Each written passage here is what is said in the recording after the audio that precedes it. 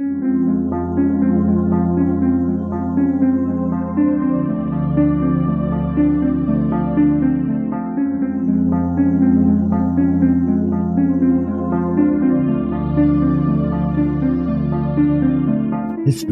tells the story of the world and of our lives. Sometimes that history goes bump in the night.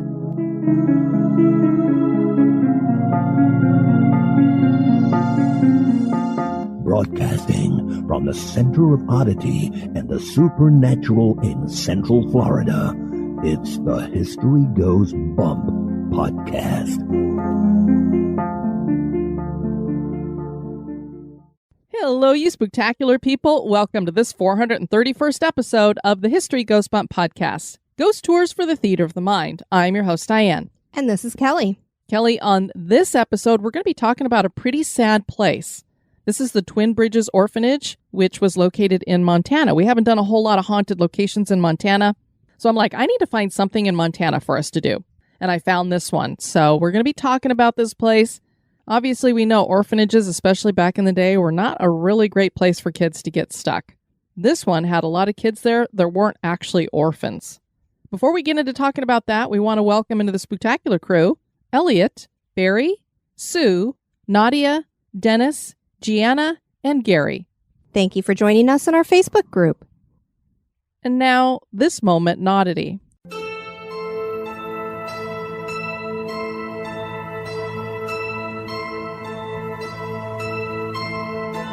The moment in oddity was suggested by Jenny Lynn Rains. The Kyoto Costume Institute collects and preserves Western clothing. Parts of their collection date back centuries. They not only exhibit the clothing, but research and study the clothing trends to better understand human culture. Some of the clothing in their collection reflects the use of the wing casings of various types of wood-boring beetles to enhance and decorate clothing. For example, they have an 1850 dress and shawl made from white cotton mold that is decorated with thousands of beetle wings. Using these wings was a standard practice in countries like Japan, India, Thailand, Myanmar, and China. The favored beetles came from two varieties, the Sternocera aeguisinata and the Chrysocroa fogidissima. The wings were collected humanely after the beetles had gone through their brief life cycle. The wings are so hard that a tiny hole needs to be bored into them to stitch them in place. Some pieces have as many as 2,000 wings attached to them. The coloring of the wings was beautiful and gave many dresses an iridescent look with green and blue hues. The 19th century was the most popular time for these types of garments. We imagine most people in the 21st century would not be interested in wearing the wings of dead bugs because that certainly is odd.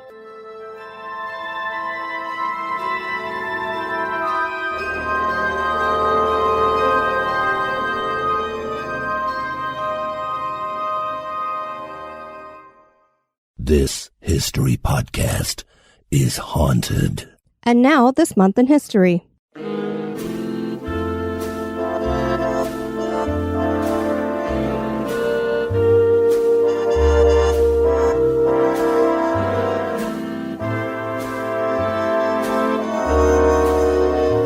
In the month of April, on the 6th in 1832, the Black Hawk War began. Black Hawk was a Sauk warrior who was born in 1767, where the state of Illinois would eventually be. His people called him Makataimi Shi Kia Kiak, and they considered him a fierce and courageous fighter.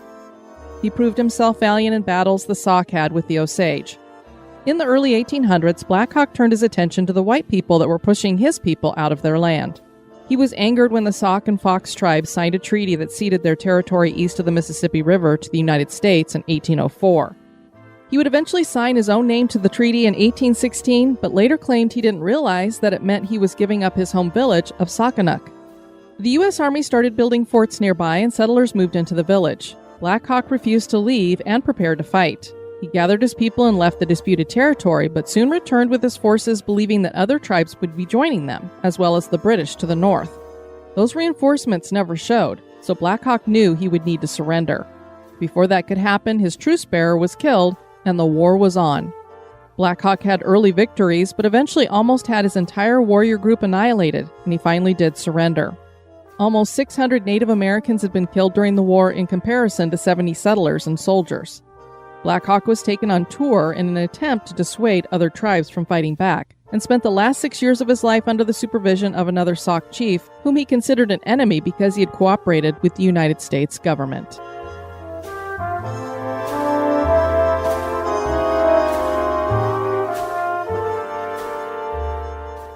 There's not much out there more heartbreaking than a child with no parents because their parents have passed away. Except for perhaps children who still have living parents and yet end up in an orphanage. In the state of Montana, many of these orphaned and abandoned children ended up in an orphanage located in the city of Twin Bridges. This was the Montana State Orphans Asylum that was also known as Twin Bridges Orphanage and later the Montana Children's Center. It opened in 1894 and housed children for 81 years. Today, it's closed and privately owned and is reputedly one of the more haunted locations in the state. Join us as we explore the history and hauntings of the Twin Bridges Orphanage.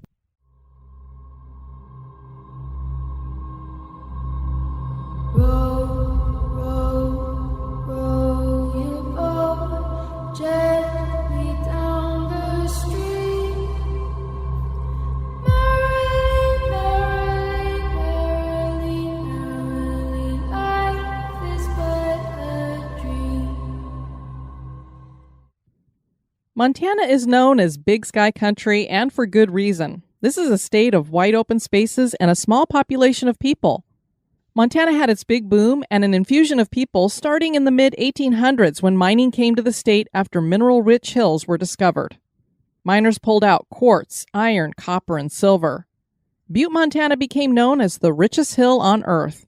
Nearby, Twin Bridges had its share of mining operations with 12,726 mines opening. The area was located at the confluence of the Ruby Beaverhead and Big Hole rivers, which form the Jefferson River, so it was a great spot to build a town. Judge M.H. Lott and his brother John T. Lott would be the first white men to settle in the Ruby Valley in 1864. The brothers built 2 bridges across the Beaverhead River, and this is where the name for the town came from. The Lotts continued to add on to their little community, and M.H. Lott served as its first mayor after it was incorporated in 1902.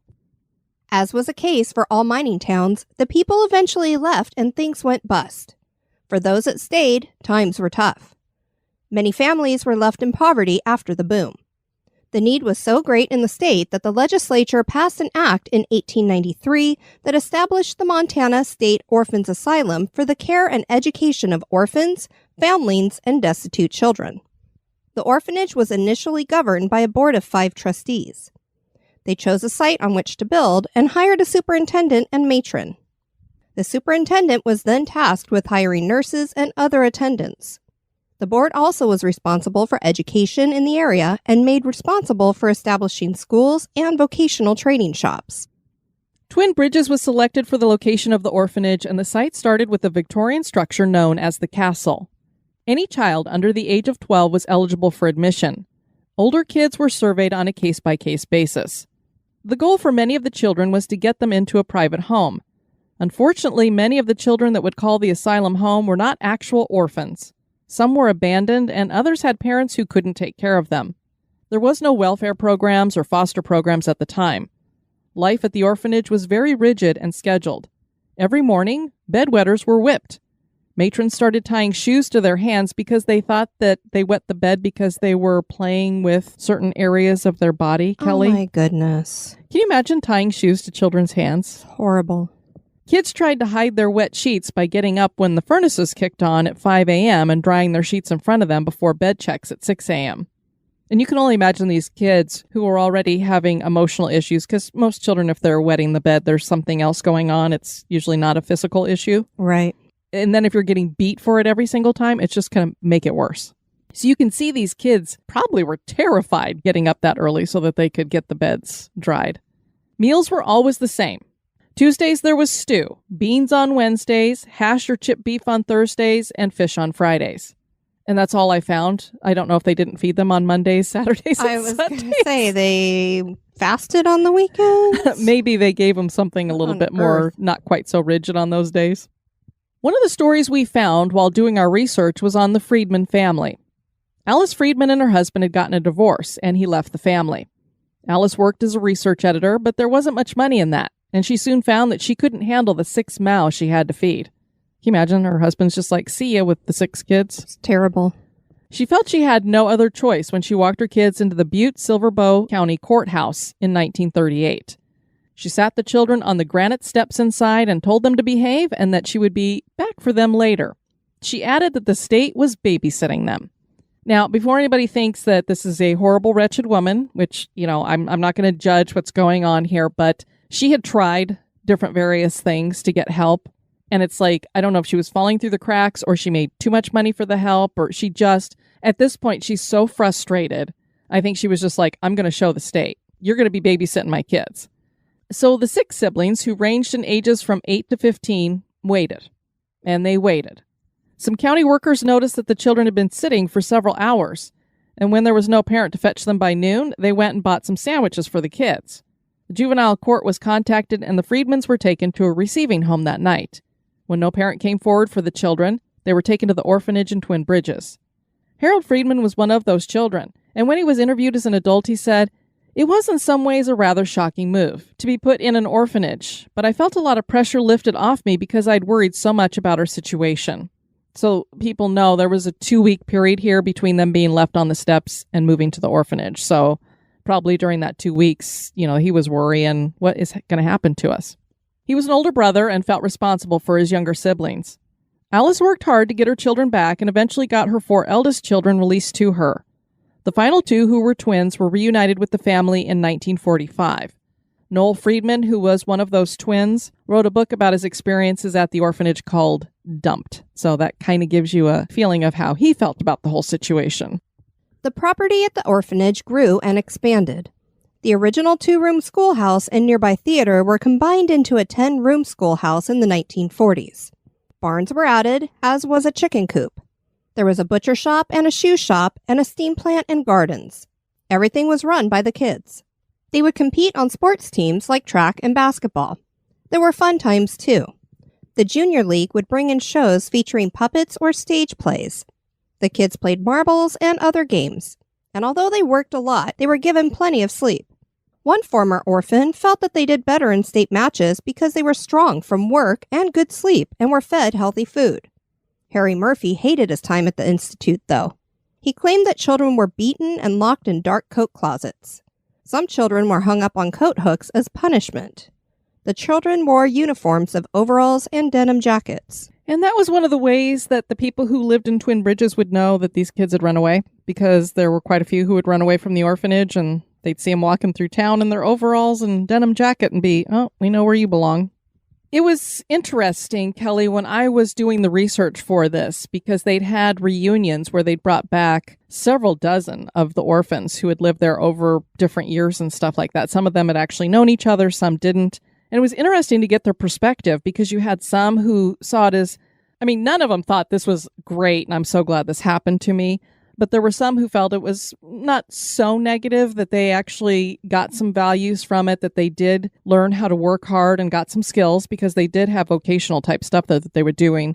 They felt that that was positive. But on the flip side, it does seem that there was a lot of abuse with this. And later on, we're going to be talking, of course, about the hauntings. And basically, one of the ways that we've gotten a hold of that is because Ghost Adventures went in there and Destination Fear went in there. And Zach managed to talk to one of the matrons. He had her come. And I think she was kind of clueless about what was going on or what she was being interviewed for. Or maybe she just really was this hard-nosed of a person. But she said that there was this little boy that she would have in the bathrooms cleaning. And she goes, every time he'd come into the bathroom and I'd be telling him, you got to clean the toilets, he'd be like, ugh. And she said, I just got really sick of it the one day. So she goes, I stuck his head in the toilet and flushed it. Oh, my word. And the way that she told it to Zach, it was very matter-of-factly, and she even, laughed about it. That's horrible. And you could just see Zach sitting there kind of looking at her, and regardless of what we think of him, he drives us nuts sometimes. He definitely had an issue with that. You could tell that he was just like, wow, how are you laughing about doing that to a child, It's horrible. So that's kind of where some of these matrons and women who were in charge were like. Now, I'm not going to say, of course, that was all of them. I'm sure there were some that were not that way. Think of this kind of like when people are in jail and you have the guards and stuff. Some of them are good, some are bad, and I think some, or even in asylums, you're just there for so long that sometimes I think it actually turns the people who are there a little bit too, because it's just so much right, yeah, of pressure and negativity and these emotional type things going on. Takes quite a mental toll, I'm sure. The state of Montana started to change things for widows and orphaned or abandoned children in 1916. One of the first women elected to the state legislature, Maggie Smith Hathaway, championed the creation of the Montana Mother's Pension. This helped provide money for single or widowed mothers so they could keep their children with them. Another of the first female legislators, Emma Ingalls, helped create the Bureau of Child and Animal Protection. This gave oversight to orphanages and placement homes. Soon the Montana State Orphanage became more of a first-stop holding place rather than a long-term placement location. A cottage system was also started to make the orphanages seem more like a home. The Twin Bridges location soon had 4 colonial-styled cottages that could house up to 200 children, so each one had 50 children in it. And they call them, like, these colonial-styled cottages. They look like big brick dorms to me. They're not cottages. Yeah, that's what I was thinking when I was watching it with you. Yeah. The Institute hit its peak during the Great Depression with 300 children living there. The 1930s would bring more federal and state programs, and this lowered the population at Twin Bridges to 282 children. The number of children housed at the orphanage continued to decline in the 1950s, and by 1959, there were only 156 children in residence. The Montana Children's Center closed its doors in 1975 with 50 children awaiting placement in foster care. Over 5,000 children had passed through the doors of the Twin Bridges orphanage. Many of those children had been failed along the way. There are reports that claim that 100 children died here during that time. As was the case with asylums for adults, there was not enough staff for proper care. And children need more affection and individual treatment, which they did not receive. Siblings were not kept together either. Fred Wentz spent time at the orphanage, and he said, "The problem was that I knew I had brothers and sisters somewhere. I just didn't know why I was in the orphanage and not with them. That hurt me. I've carried that throughout my life." Yes, he had brothers and sisters who were still at home, so it's not surprising he was hurt by his placement. I have no idea why he was separated out from his family. It's terrible. I don't know if they were like, well, we can't afford that extra mouth there, so we'll just send him off.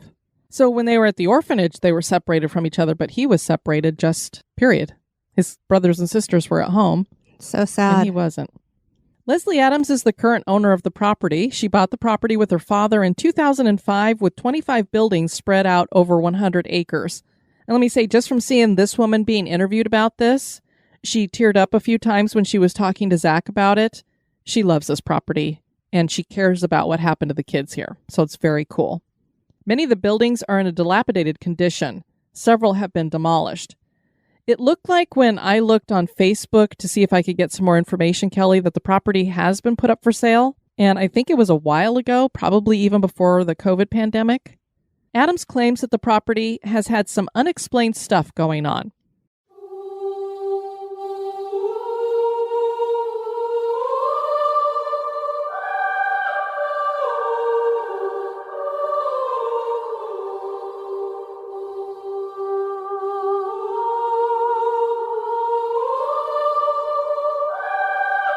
She has heard several times the disembodied singing of children in some of the abandoned buildings.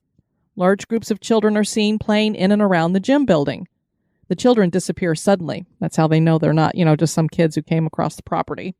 The school has reports of disembodied voices and footsteps are heard. Objects move on their own. People feel a coldness that hits them to their core in this building. Small faces of children are seen looking out of the windows of the castle. Disembodied singing of children is heard in here. The spirit of a matron has also been seen in this building, and the bottom floor of the castle is said to be the most haunted on the property.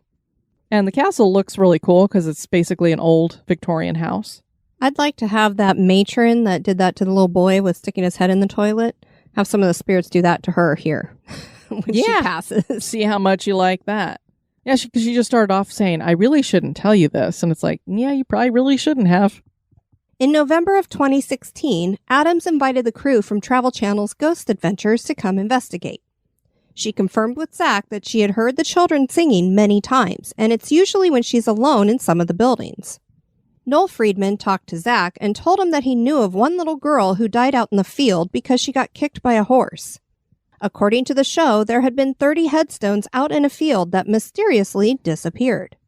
I know that Zach and the crew, and then we're going to talk about the crew from Destination Fear, all of them went out to a cemetery that was up a ways. I don't believe it was on the property. It's a separate place. And they have a lot of orphans buried out there. So I don't know if some of them got buried on the property here and then they just took the headstones out and didn't move the bodies, or if maybe they did move the bodies. I don't know. Curtis Mathis is a friend of Leslie's, and he was there one day walking the property when he saw a group of kids playing at the basketball hoops. Only there wasn't any kids on the property. In the sewing room, Zach stood between two full-body mirrors that faced each other, and he claimed to feel an electrical energy. They brought in their equipment. Aaron got the word electric on the ovilus, and the millimeter spiked to 4.7. So there was something there. We'd love to know if there was electricity to the building. Yeah, obviously, sometimes I think they dramatize things on this show. And with Zach standing between these two mirrors, I was like, yeah, you're feeling some electrical energy there. Even though in the back of my mind, I am thinking, if you are going to capture some energy, I would think mirrors facing each other is a hell of a way to do it, because mirrors are known to try to, they can trap things. Right. And if they're facing each other, it seems like it would be even more able to do something like that. And so then when they brought in the equipment, you start going, okay, they're getting something on the equipment. And it was spiking to 0.2, 0.3, 0.4. So it's like, okay, they're getting a little bit of something going there. But then all of a sudden it was like, bam, 4.7. And then it kind of rolled down a little bit and then it peaked again. And so I don't know if there's some electricity that was in the building that they were picking up on, but these are dilapidated, abandoned buildings. So I'm thinking, no, I don't think you would be running electricity to them at this time until you get them all refurbed. Yeah, it's hard to say. It would be nice if we had known that directly. Yeah. Usually they try to debunk stuff, and they did do that with a couple of the things that happened with this investigation that they're going to do. So I'm assuming that is something that they looked into. There are tunnels running under the property, and Jay went down there. I would have not done this. It was under the ground, just down this narrow little stair thing. And they were like, well, Jay, if we don't hear from you in an hour or whatever, it's not a bad place to die. Lovely. He asked if there were any children there when he was down walking through them, and you could hear unexplained children's voices in the distance. It definitely was picked up on the camera. He also claimed to feel something run and brush by his leg twice. And Jay was waist deep in water. That's another reason why I would not have gone down there, because I'm like, what is that water? Where did it come from? What's in it? I missed that part. And if something brushed against my leg twice, was it paranormal, or is there something in that water? It's a gator. I don't know. I'm sure it's not a gator in Montana. I know. I don't want to know what it could possibly be. He also said that he heard children singing. Now, I was wondering to myself, he's talking about how he hears children singing. I didn't hear that part, but I did hear what sounded like children's voices. What in the hell was going on at this place that you would have had children down in these tunnels that would have left those sounds down there? No idea. Because I'm starting to think that the singing of children, because it's such a prominent, unexplained thing happening here, that this is something that's residual, that's like trapped in the ether here for some reason. I would imagine so. I mean, the only thing that I could think of, but again, I didn't view this part. I think I was working at the time. Was it anything that could be related, like a root cellar or something like that? Or, it was really long. You said tunnels, so it seemed really long. And I mean, it had stairs going down to it, so it seems like it had to have some other function. Like this wasn't like the sewage or anything like that, I don't think. Okay. I need to watch it. So I don't know. Maybe they had a reason to have kids down there. Also, I don't know what the weather is like in Montana. Was this someplace that they could go down if they had bad weather, a tornado or something coming through, like a cellar? I don't know. But I did wonder why you'd have kids down there. They were these were pretty small tunnels. It wasn't big. It was very narrow. Seems like they were something that might have been for maintenance or pipes or something. Aaron and Zach heard multiple loud noises in the castle when they were investigating in there, and this was picked up on the camera audio. And Kelly, this is one of the things they debunked because it turned out to be a pigeon. Aw. So yeah, I mean, there was a couple times I'm like, wow, that was a pretty loud noise. And they were hearing disembodied footsteps in the castle. So it was like, okay, is something walking around? And then all of a sudden this pigeon comes flying out. And of course they scream. Zach has a way of getting animals to jump out at him, whether it's bats or now here it was a pigeon. Then they found footprints in the castle. And I was like, wow, those are really weird. They're small. So at first I'm thinking they were children's footprints. And they started in the center of the room and went to a window. But then they got the cameras closer to them. And on closer inspection, they realized, and you as the viewer realize, this is from a raccoon. Ah. These weren't little kids' footprints. But at first, from a distance, it did make you go, huh. Clearly, somehow a raccoon got in here and made his way back out the window. At this point, Zach and Aaron are figuring that there's no spirits in the castle because they're hearing noises, they're seeing weird things, and it all's being related to something natural, which I thought was very cool that they were showing. We're debunking this stuff. They change their minds, though, when they see a bluish glow in the main area of the house. They also caught an EVP at the same time saying, I see you. Then they caught another EVP of a full sentence saying, can't do nothing, and then you can tell there's something else there.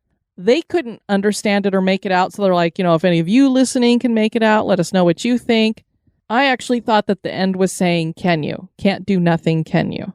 And it was after they were like, wow, do you see that blue light? Because you couldn't see it, because they always run around with their night vision camera. You couldn't see it on the night vision because it's this bluish glow. Zach is explaining that. So they don't have any actual footage of that. Maybe it was there, maybe it wasn't. But it was very interesting that he's talking about this bluish glow, and then all of a sudden they get these EVPs that are like, whoa, wait a minute, he's seeing us? Could be.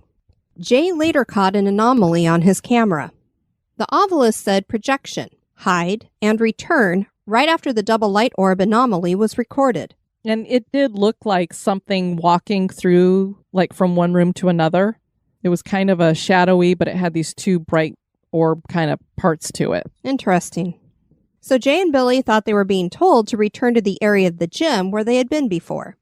They heard 3 unexplained knocks when they were standing outside of the shower room and smelled sulfur, and they felt something dark was in there. Yeah, I never know what to trust with this stuff. I mean, I could hear what sounded like some knocking. I don't know if it was 3 for sure, but of course, all of a sudden, Jay goes, wait a minute. And Jay gets very easily scared. He's kind of like Aaron. Aaron gets easily scared too. Yeah. And all of a sudden, he's like, wait, we're smelling sulfur. And then there were 3 knocks. So he immediately went to, there's something demonic in there. They moved on to the pool room and heard the voices of children. And there was singing caught on the camera audio. Now, for all I know, they had some sound effect of children singing in a distance, and they just kept playing that somewhere. But oh, no. There were many times that you could hear kids singing, so it was like, wow, that's weird. Zach and Aaron joined them, and they heard a ball bouncing.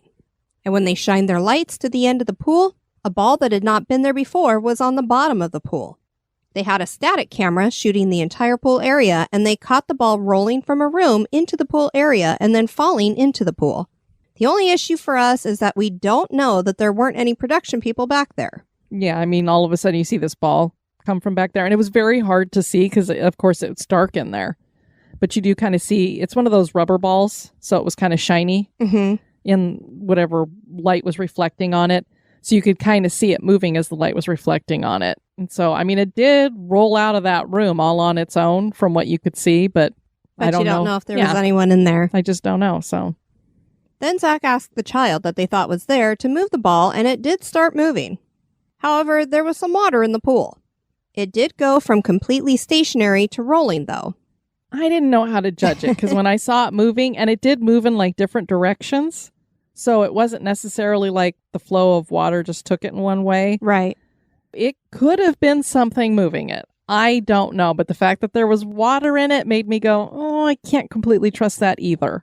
It's always tough when you're not there yourself, too. Exactly. I mean, that's why I love doing our own investigations, because then I know for a fact this stuff happened. And then I hope that our listeners trust that we are going to be completely honest with you and not make up a bunch of BS. Exactly. Zach took the ovilus down to where the ball was, and it gave the name Carol. The guys got excited, and then it said, laugh. So let's for a moment go with the fact that this is actually all really happening. This was a really sweet interaction because they were getting enough stuff going on that they thought they had a child with them. So then you have this child going, I wonder if they'll play ball with me, rolls the ball out, gets down into the pool, that only has a little bit of, it was just, some water that's in the bottom. Because this used to be an indoor pool, Kelly, but now you know. The roof is missing. It's an outdoor pool now. It's now outdoor, surrounded by some decrepit walls. Yes. So whatever water was in there is probably whatever's been left over from rain and stuff. You can imagine that this child would be down there with a ball pushing it around for Zach. And then they're like, who are you? And she says her name. And then they're all excited about it. So she's laughing because she's like, oh, they're excited about my name. And something else I didn't include here is Zach also got twist on the obelisk. He was standing, there's stairs that go down into the pool, or like a ladder, one of those ladders you can get into the pool and out of the pool.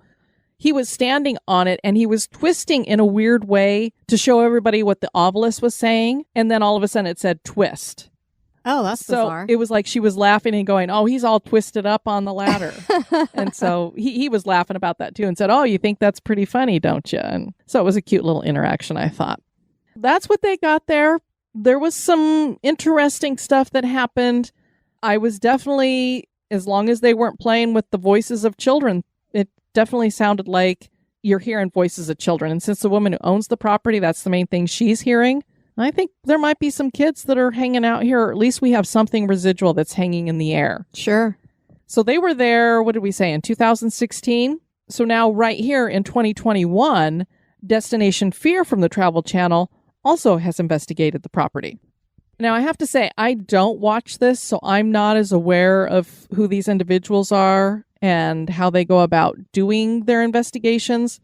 I got the feeling that they usually investigate together and then they sleep separately from each other in a location. And the idea behind this program seems to be how fear affects hauntings. And that's why they call it Destination Fears. They're trying to see, which to me, I think it's kind of self-explanatory. Fear feeds negativity. Sure. Yep. It's one of the reasons why I don't like to take fear into a haunted location, because you might end up having something you don't want to have there because it's going to feed off of that stuff. So exactly. We try to keep everything positive, and so far we've had positive experiences.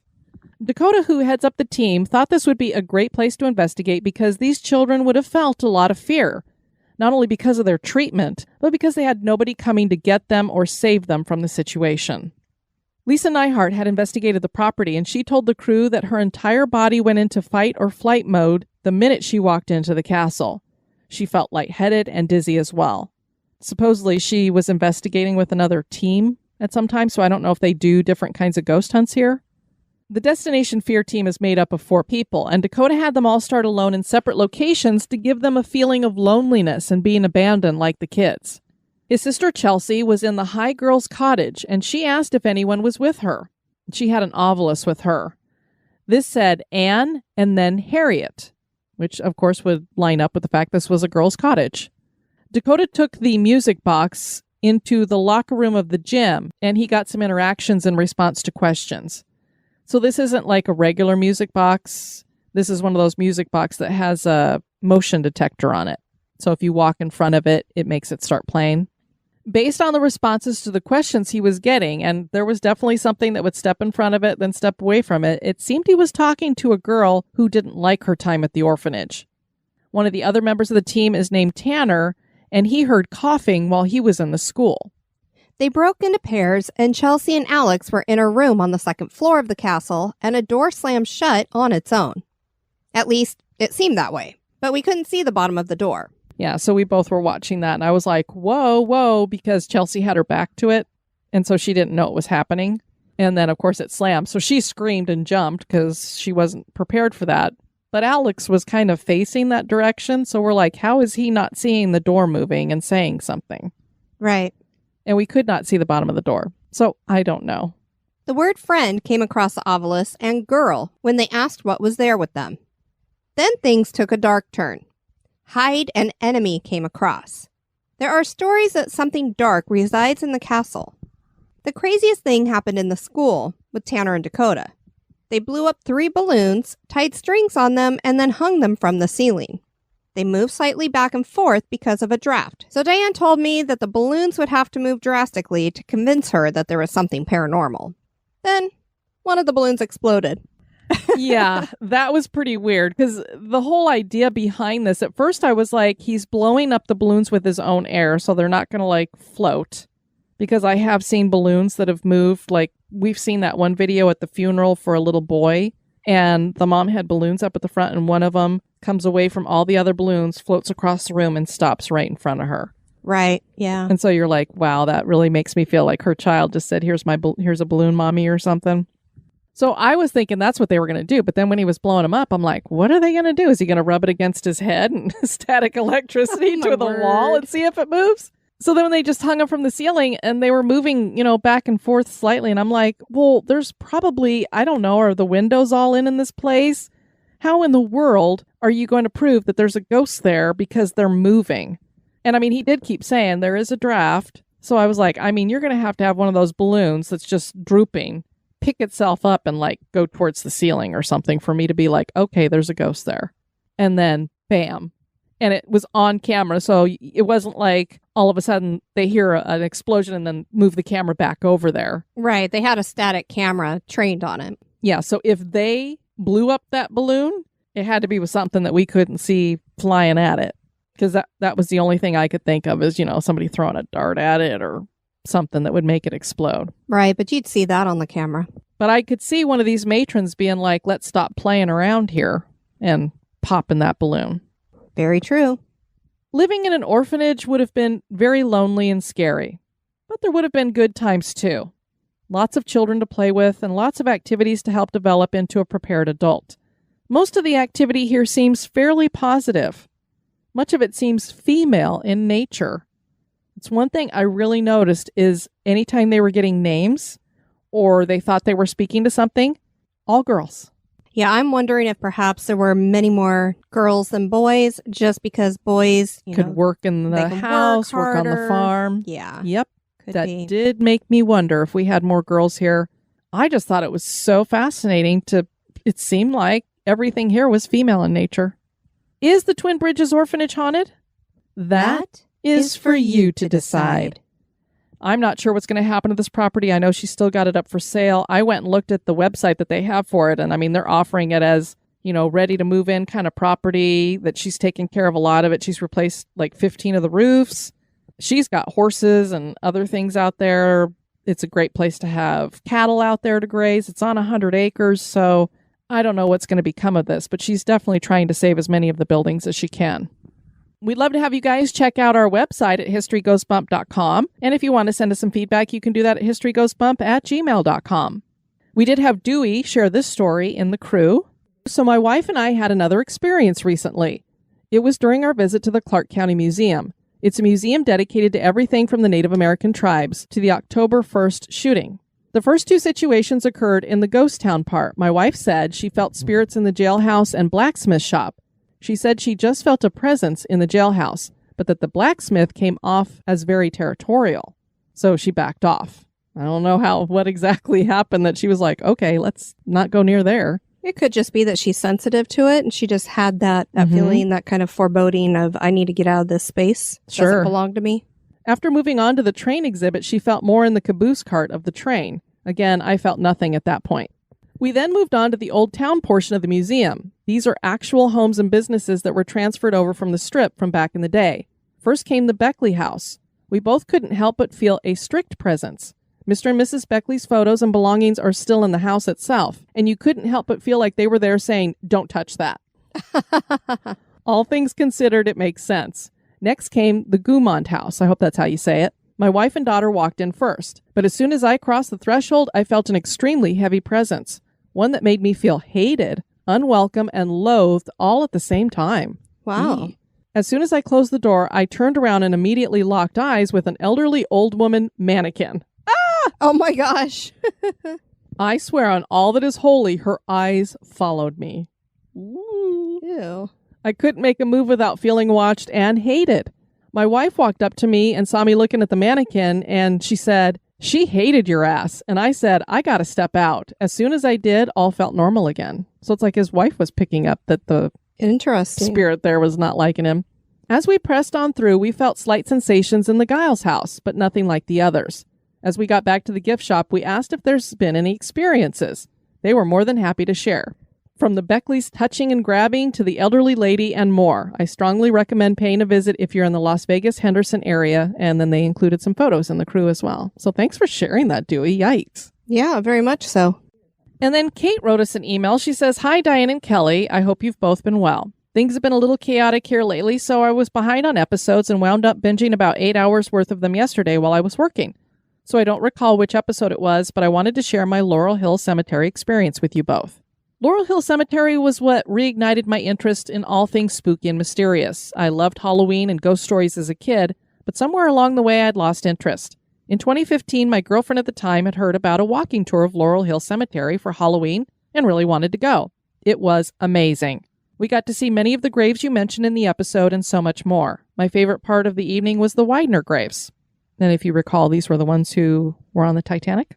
I do. I hadn't done any research before going. This was really a date for my girlfriend. I was just going because she wanted to go. However, it is worth noting that unrelated and yet totally related, I've always felt a special connection to Titanic.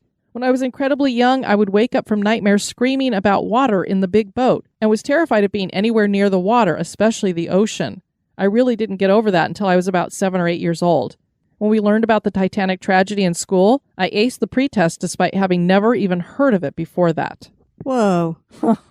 More recently, my son and my cousin's son, who are close like brothers because my cousin and I are like sisters, built a Titanic-ish Lego ship together, and they said it reminded them of when we were all on the giant ship and died. Oh, my word. Oh, my God. Whoa. Why are they all having this connection? They were around 4 years old when this happened, which was 2 years before I went to Laurel Hill. Back to the cemetery. The tour was at night and it was October. In Philly, it's really dark by 5:30 p.m. at this time of year. It was pitch black, minus the little lanterns and flashlights we had to guide our way on the tour. I also had no idea who was buried in the cemetery or what would be highlighted on the tour.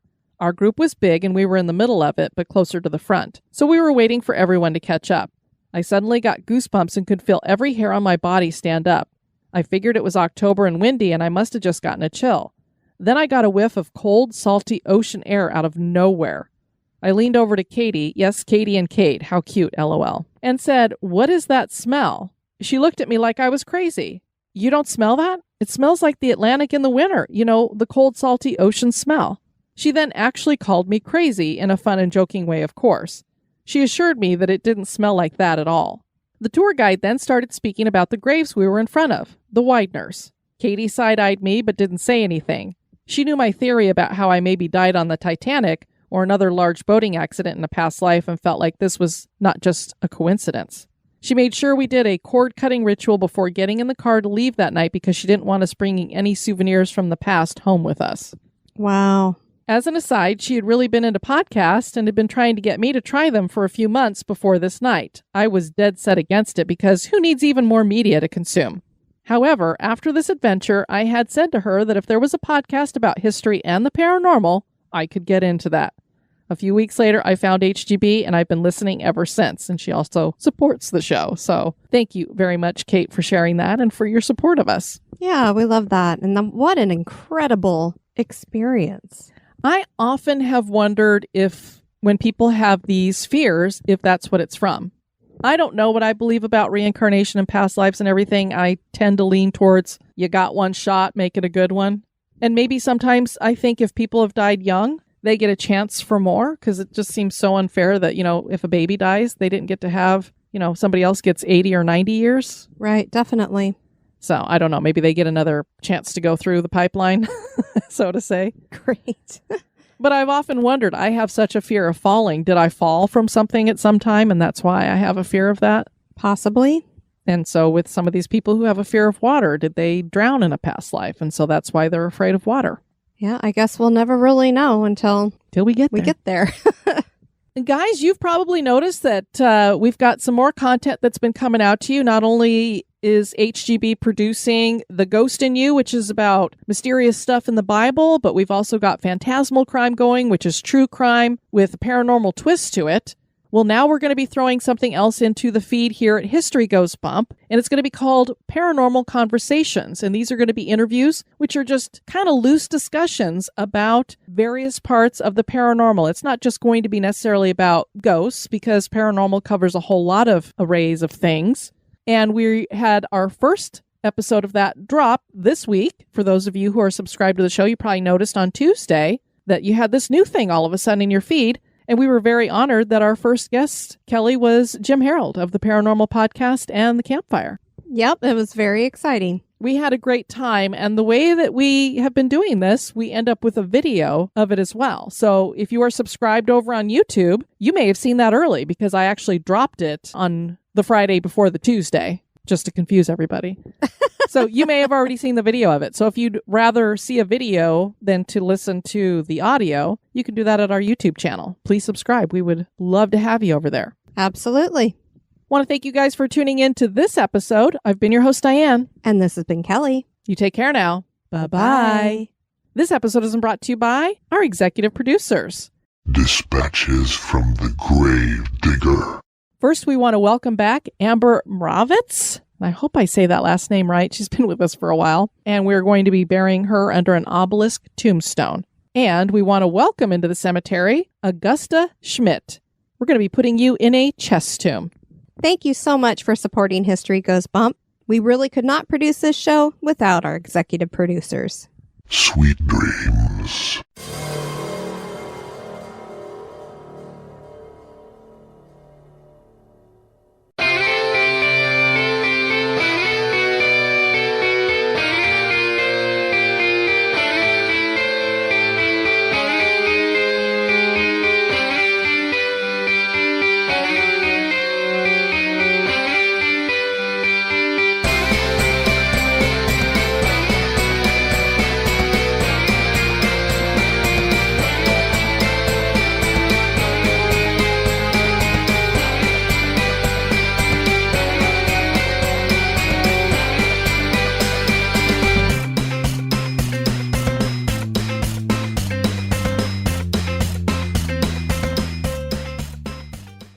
Thank you for joining us on our Facebook.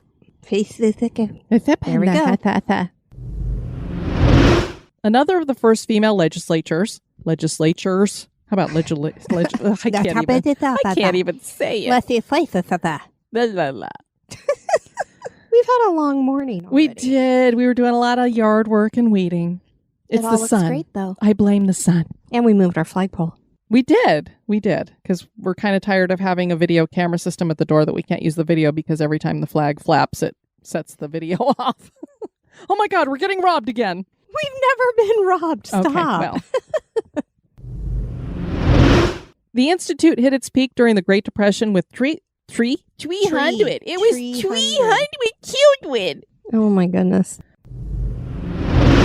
The number of children housed at the orphanage. It was an orphanage. We probably shouldn't include any bloopers in this, so this is a sad story. Well, this will be after the fact, so... I know. And like I said, it wasn't a sad story necessarily for all children, and it was, for some, thankfully, it was just a blip on their radar. Right. So Jay and Billy thought they were being told to return to the area of the gym where they had been seen before. Where they had been before. I don't know where you...